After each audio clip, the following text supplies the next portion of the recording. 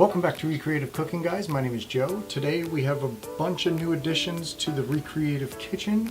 So we have basically a ton of stuff that I went and got at a antique shop slash Goodwill, any kind of like secondhand store that you can get kitchen things from, or any kind of ceramic bowls or things like that.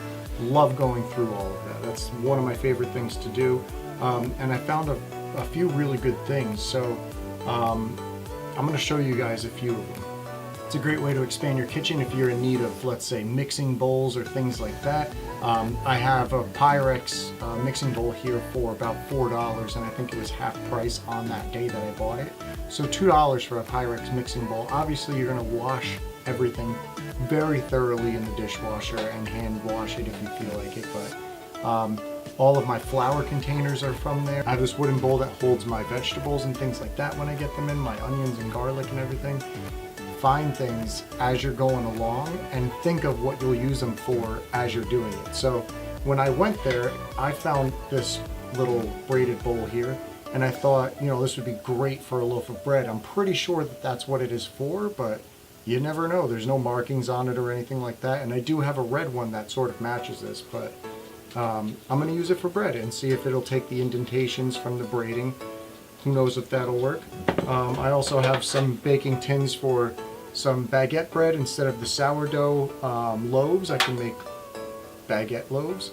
And same thing with this bigger one down here. I have this tea machine for, it was $3 that I got this like little personal tea set thing. I thought that was cool.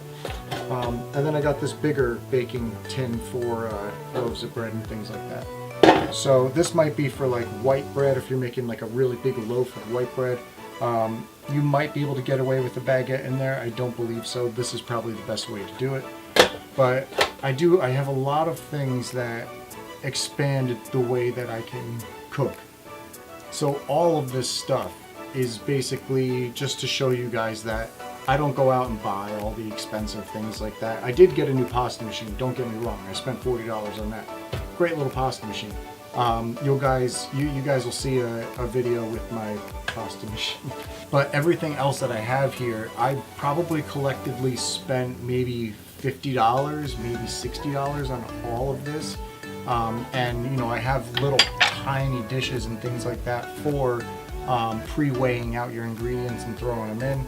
Things like that. So miso bowls here, miso soup bowls with the spoons.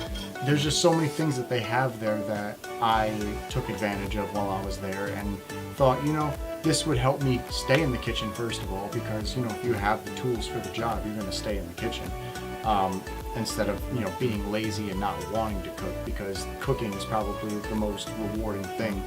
Taste-wise, when you're finished with it, it's always going to taste good. That might not be true. There might be things that you buy that you have no use for, like this Campbell's soup cup that I got for 50 cents. I don't think you can go wrong with that, but what am I going to use it for? Probably coffee. So there are things that you're going to buy out of just a whim, but I always go in there with some kind of game plan. First of all, I don't buy anything more. I don't buy more than I can carry. That's a rule, because you'll go overboard for sure.